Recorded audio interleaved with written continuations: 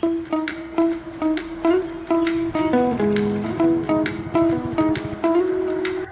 जगन्नाथ सांग मैंने बर्तमान आम आसिक पहुँचु माँ सात भौणी पीठ आ देखो मुझे आपण मानू देखे